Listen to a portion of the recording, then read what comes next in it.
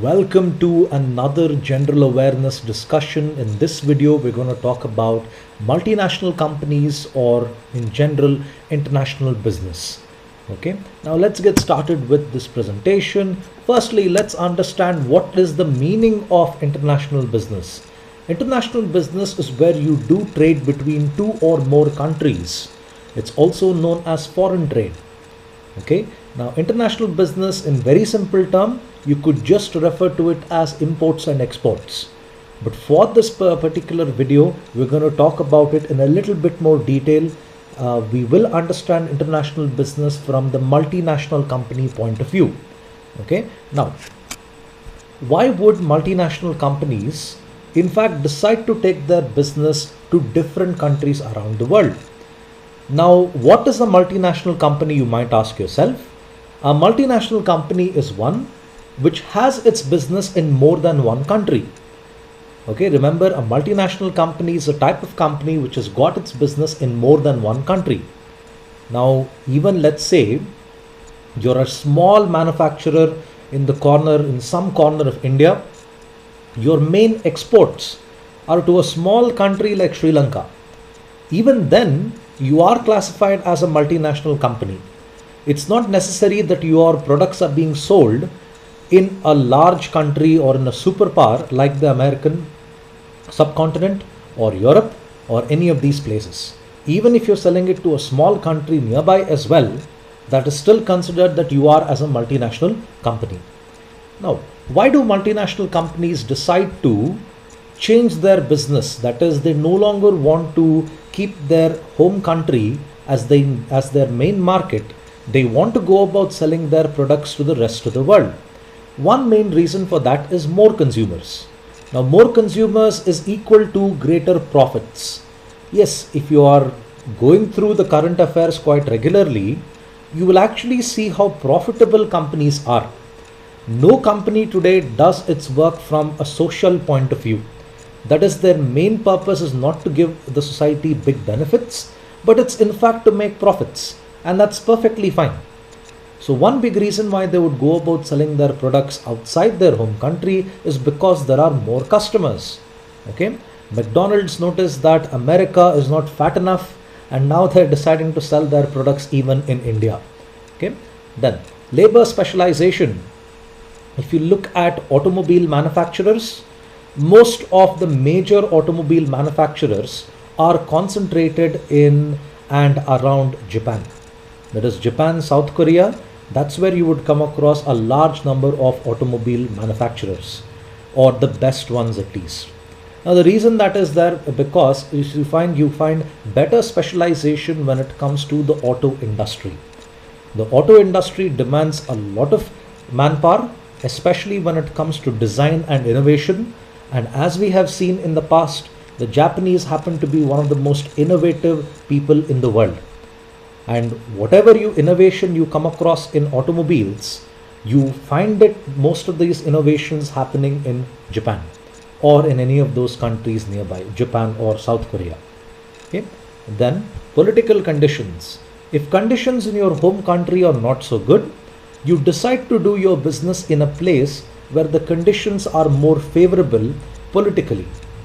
Now, for example, if you are a company which is there in Egypt or in Libya or in any of these countries which lack political stability, you will find it extremely difficult to do your business there because of constant rioting, constant bad political management.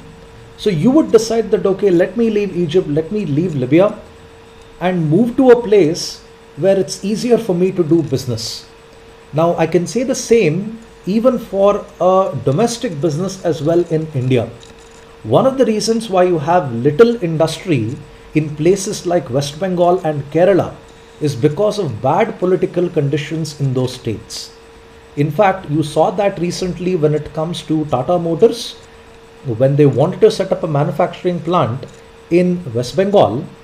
You saw a large number of people create riots.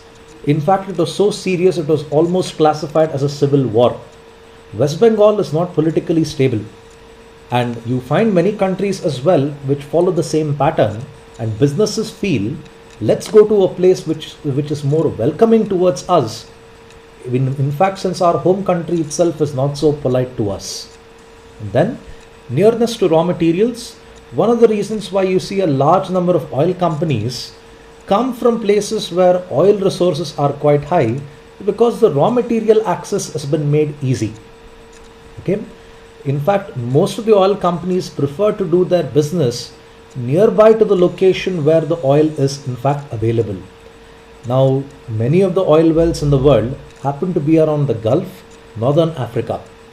Many multinational companies prefer to set up their refineries there because it reduces the cost of transport.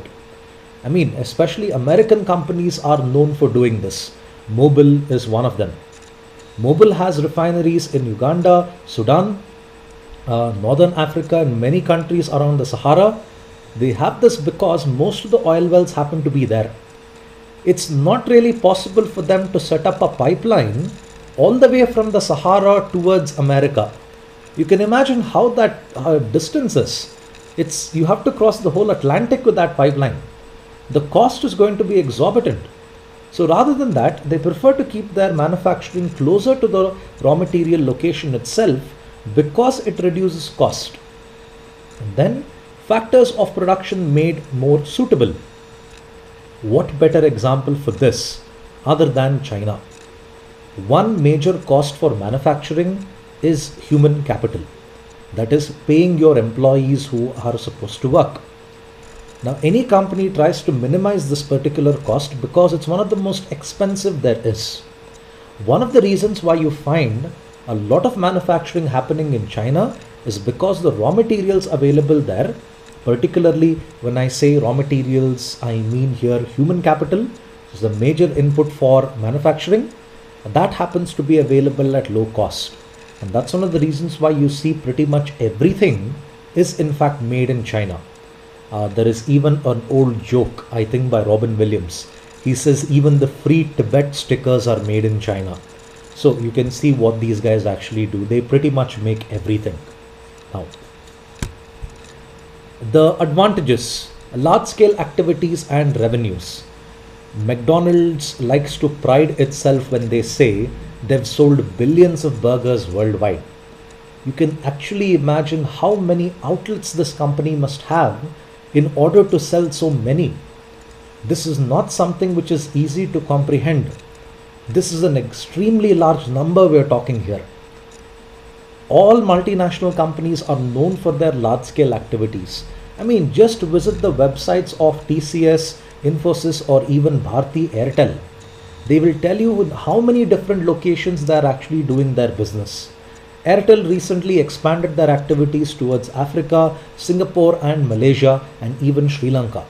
Now all that is going to add to their expansion and increase the activity of Airtel's business. You will see in fact a large number of African countries subscribing to Airtel service. I mean, it's already happened and they're doing quite well there. Then access to inputs. Inputs here refers to people, materials, energy and even building. Now the best example for this, like I said, is China. One of the reasons why the Chinese country is in the Chinese people are doing so well in the world of manufacturing is not only because the cost of labor is low. In fact, the Chinese government in fact welcomed these people. They welcomed manufacturing companies and told them, come here and do business. We will give you everything that you want. Then economies of scale. Now, when you start manufacturing more and more, the cost of the units actually comes down. You can see this because the prices of cell phones have dropped significantly over a course of time. Samsung is in fact selling their phones all over the world. Now you can imagine how many units are actually being manufactured. And when so many units are being manufactured, the cost of manufacturing every unit comes down. And that's how you achieve economies of scale. A very good example of economies of scale is when you try to make Xerox copies of textbooks, notes, anything at all. You may have noticed if you're making say 100 plus copies, okay, 100 plus pages, the printer might go about giving you a concession. If it's say 50 paisa for front and back, more than 100 pages he might say it's 30 paisa. Now that happens because he's able to reduce his cost from his side and he's able to pass on the savings to you. That's one of the examples of economies of scale. And then you have the opportunity to position your organization and develop its brands globally. Now, a brand like Coca-Cola has become so well recognized. The calligraphy of Coca-Cola is something which has become a universal language. All you have to show people is that calligraphy of Coca-Cola, the ribbon calligraphy as they call it. And this is something which has made it recognizable for the entire world. In fact, Coca-Cola has been able to use that ribbon calligraphy for even styling their bottles in Hebrew. That's the language spoken in Israel. Even there as well, you find their brand being recognized so easily. And instantly one will come to know what that brand is as soon as they see that particular logo. Levi's is one of those brands. Wherever you come across Levi's, all that they talk about is the quality of their product. And that's something which everyone has understood if you have ever worn a pair of Levi. You never really see the company saying that, okay, now we've come out with the low waist jeans. That's a new product that we are launching. They don't really talk about the styles of the product that they have. In most of the Levi products that you would have seen, all that they talk about is the quality of Levi as a brand. They really don't like to say anything more than that. And that's how the brands in fact achieve global recognition. Then, minimize tax liabilities across borders. A very good example for this would be Google. Now, listen to this carefully because it's a very, very interesting scenario on how Google is able to reduce its overall tax liability and hardly pay anything to the American government when they go about claiming for their taxes. Now, Google is predominantly into advertising. Aside the search engine, aside the cloud computing, all that, the main revenue for Google is always advertising. Now, in order for me to put an advertisement on Google, it's going to cost me 2,500 rupees per month, the basic package. Now, this money, I'll be paying this through credit card. The money from India, from me, from Bangalore, is going to go all the way to Ireland. Ireland, Google has got an office there in Ireland, the country full of castles. It has an office there. From there, the money gets moved from Ireland to Netherlands. Now, why does it move from Ireland to Netherlands? Is because they have a bilateral agreement wherein I send money to you, you send money to me, we don't ask questions. That's pretty much the summary of the bilateral agreement between Netherlands and Ireland. Now, from Netherlands, the money is in turn moved to the Cayman Islands. The Cayman Islands are a place right near the United Kingdom, pretty close by to the United Kingdom. The Cayman Islands are in fact a tax haven. The Cayman Islands government doesn't really care where money comes.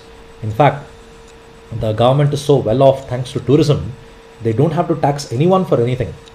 They are quite sustained when it comes to the tourism revenue itself. So Netherlands, it sends it to the Cayman Islands. From the Cayman Island, it comes to Bermuda, the island of Bermuda there, and from there it in fact goes to America, that is California, the headquarters of Google. Now there's a long chain of moving money through different subsidiaries of Google is done so that they can reduce their tax liabilities. Now the American government has got no authority in a place like Bermuda. In fact, Bermuda will not even bother to have an agreement with them, and America can't coax them to put up an agreement as well. So when they move money around like this, Google is able to avoid taxes altogether to a significant extent. And this is one of the ways in which companies minimize their tax liability, or in fact eliminate their tax liability altogether. To be very honest, no one likes to pay taxes. Okay? You might have fun in solving a tax problem, but believe me, I as a taxpayer don't like to pay it. I can be brutally honest about that. The disadvantages. Complication of the business. In the previous slide, I told you the network Google must build in order to move money and reduce its tax liability. Now, doing something like this might sound very cool, but the infrastructure you need to put in is going to be quite expensive. When you have countless branches all over the world, the number of people you need to manage is going to be more. And more people you need to manage is always going to be a difficult task. And hence, international business can lead to complications. Then, a diverse environment and resources. Now, consider this. Coca-Cola needs to make sure that their products in fact follow the kosher policy of the Jewish customs. Now, the Muslims have got something called halal, while the Jewish people have got something called kosher. Now, in some of the products of Coca-Cola, they do not use sugar and instead they end up using corn syrup. Now, in order to show that whatever process, or whatever the products have been going through has in fact followed that policy of kosher, they need to label the product specifically that in fact Coca-Cola as well is considered to be kosher. Just like how you see in some of the meat shops saying in brackets that okay, the meat has been processed through halal. This is something which is going to be very expensive for the company to do, because if you're doing this in one country, you need to do it in many others as well. Now, the diverse culture of people is what leads to complication of the business. Each customer will demand the product to be in a particular way, and the company needs to tailor the product to that requirement. To an extent, it sounds fun, but over a course of time, it's going to get more and more complicated when you do this. And then, challenge for multinational companies in understanding local politics. Now, if you look at the Orissa government, they recently scrapped the deal of POSCO, or rather scrapped the deal, I could say that they put the deal in a very shaky ground. Now, for a long period of time, POSCO has been trying to invest in Orissa and trying to come out with one of the biggest steel plants in the world. POSCO is a Korean company, South Korean. Obviously South Korean. You don't expect anything to happen from North Korea. I mean, you have a high school guy being the leader of that place. So what could you expect?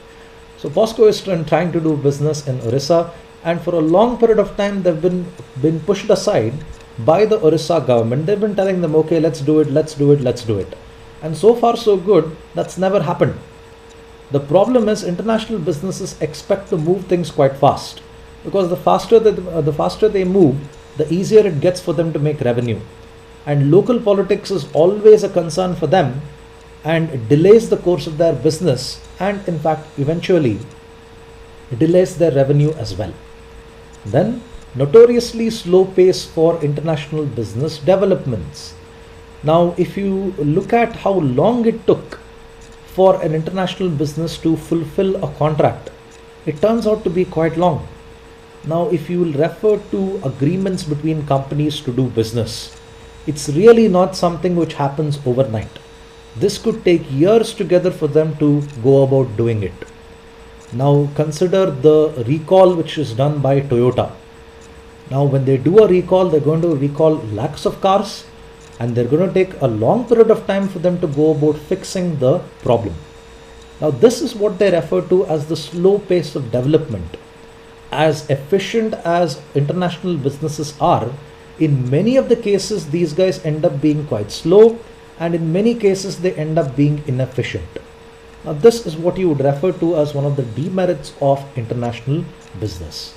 Moving on, how do companies go about operating in different parts of the world? Now, some companies are operating in one of these methods. They would prefer, say, franchisee. Another type of company might prefer something like turnkey. Now, it's all dependent on the type of industry they are in. So I'll get into the details of this. I hope you are able to understand them and relate to them as well. Franchisee, the best example for this would be fast food. Now, what happens in a franchisee is, let's say you're a person, I'll talk about Coffee Day, since we've all been to that place which is supposed to serve coffee for some reason. And somewhere in the bottom, I find froth and with traces of coffee flavor somewhere in the cup. Now, Coffee Day, let's say you want to open a Coffee Day franchisee. You need to pay Coffee Day head office a large amount of money to acquire their trademarks, their patents, their procedures, and then you could go about starting your own Coffee Day. Now, I'm not sure what the cost is. The Coffee Day people will come and inspect the land where you want to do business. They'll look at how many people can be served, and then they'll consider giving you the rights in order to sell their products. Now, when you purchase a franchisee, you are in fact acquiring the trademarks, the patents of this company. When I say that, for example, the Coffee Day logo that you have seen, a lot can happen over coffee. Now, if you want to put that up, you need to pay Coffee Day royalty for it. You need to pay them a fee for it. It's usually a one-time thing that you need to pay. Only after you paid it can you go about utilizing that board and can you start your Coffee Day operations. I remember this friend of mine who runs a corner house in Bangalore. He was even telling me, after you get a franchisee right, the training is also given by the company, and it's one of the best trainings apparently. And this is in respect to corner house. He was telling me how Death by Chocolate, the cake for Death by Chocolate is actually made. They have a very secret recipe on how this is actually made, and that's what makes Death by Chocolate from Corner House so unique. So they even give you very high quality training on how you're supposed to do, even make the products that is there in the menu card. All that is in fact part of franchisee. Fast food, like I said, McDonald's, Taco Bell, that happens to run on a franchisee mode of business. And then you have licensing. Licensing, a good example for licensing would be the KTM bikes, which happen to be made by Bajaj Group. Now, Bajaj Auto is actually making the KTM bikes. Why can't KTM make it on its own here? Now, one of the reasons why they are not making on their own here is because if KTM wants to do business here, they need to acquire land, put up a factory, train people how to go about manufacturing, install the necessary machinery, set up a distribution network. You can imagine how difficult this is. So rather than that, they've given the license to Bajaj Group to go about manufacturing the KTM bikes. Now what's going to happen here is KTM is going to take care of the marketing. That is, they'll put up the advertisements. All Bajaj is going to do is manufacture, and KTM pays them a fixed amount of money for the amount of units Bajaj is manufacturing. Bajaj's role here is only on a win situation here. If a KTM bike is left unsold in a showroom, Bajaj is not going to bear the loss. The loss is in fact going to be borne by KTM itself. So that's what you do when it comes to licensing. And then turnkey. Turnkey is always done in the case of construction companies. A turnkey project, a good example for a turnkey project would be the Bangalore Metro. The actual owner of Bangalore Metro happens to be the Karnataka government, or Namma Metro as you would call it. Now, the Karnataka government obviously doesn't have resources to put up something like the metro. So instead they've contacted Gammon, GMR and Larsen & Toubro to build the various phases of metro. Now let's, for the sake of simplicity, assume Larsen & Toubro is the company building the metro project in Bangalore. Okay. So what would Larsen & Toubro do exactly here? Larsen & Toubro would put up the infrastructure, that is the pillars, the different trains, the gauges, everything Larsen & Toubro is going to do. And afterwards Larsen & Toubro is going to run the trains. They're going to check if everything is okay, and finally after checking and testing if everything is okay, after the entire construction is done, then they transfer the project to the Karnataka government. In this case, the actual owner here happens to be the Karnataka government, but the person doing the construction here happens to be Larsen & Toubro. Now when Larsen & Toubro does this, they're getting a compensation for their work, and that's how turnkey projects operate. Turnkey projects are how construction companies in fact do business. Prestige Group as well does the same thing, DLF does the same thing as well. In this case, you build something, you operate it, in the sense you check if everything is okay, you test it, and then you transfer it to someone else. Of course, the company doing this will get a huge commission for their work. And then you have wholly owned subsidiary. Now IT companies work like this. IBM Global or IBM PLC, Public Limited Company, is in fact there in America. Their subsidiary in India is known as IBM Private Limited, or IBM India Private Limited it's known as. Now that's what you refer to as a wholly owned subsidiary. A wholly owned subsidiary means you own the company single-handedly. You are not partnering with an Indian company when you do this. This applies to the telecom sector, the IT sector. It does not apply to the insurance sector. For example, you have an insurance from Canara Bank and HSBC. Now, the major partner here happens to be Canara Bank. The minor here happens to be HSBC. HSBC does not have a wholly owned subsidiary in India when it comes to the insurance business. And then joint venture. The best example for joint venture, Hero Honda. For a hilarious advertisement of Hero Honda, check out Sourav Ganguly dancing. It's an old advertisement of Sourav Ganguly and Hrithik Roshan. It's actually quite funny to see Sourav dance. No disrespect, but it's really funny to see him dance. So what did Hero Honda actually do here? Honda is a Japanese major and Hero of course is an Indian major. Now a joint venture is defined as a strategic alliance. I know that sounds like a really cool word, but that's how they call it. Now a joint venture here, Hero wants to improve its technology, Honda wants to gain its market in India. Now remember, when Honda came to India, no one knew what it was. We did not have internet to Google and find out, okay, is Honda a big brand? So what did Honda do here? They partnered with an Indian company and they decided to do business in India. So you had Hero Honda CBZ, one of the most popular bikes in the country. So how did that work? Honda here is going to supply the technology while Hero is going to supply the customers. As in, Hero is going to make sure that Honda gets its necessary customers. For both the parties here, it's going to be a win-win situation. Honda is going to establish itself as a major brand in the country. Hero, on the other hand, is going to be exposed to a very large amount of high-quality technology, which was not possible otherwise. So that's what you do when it comes to a joint venture. Joint ventures are always temporary yet long-term agreements. The agreement between Hero Honda was more than a decade. You come across this even with Kawasaki Bajaj, TVS Suzuki, even that happened to be a joint venture agreement. On the other hand, some joint venture agreements don't last very long. Like you saw that with Mahindra and Renault. They came out with the Logan car and unfortunately the Logan didn't really meet the expectations and the company had to cut short their agreement. So this is what you would refer to as a joint venture.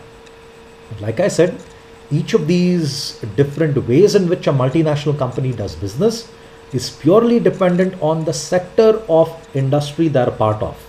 Franchisee, fast food, food and beverage, licensing, automobile manufacturing, turnkey construction, wholly owned subsidiary, telecom and service sector, joint venture also in the case of automobiles. Okay, licensing is usually manufacturing in general. Joint ventures, the best example I could think of would be automobiles itself. Okay, I hope you found this video helpful. If you have any queries, do leave them in the comment section. Thank you for your time. Subscribe to my videos. Have a nice day.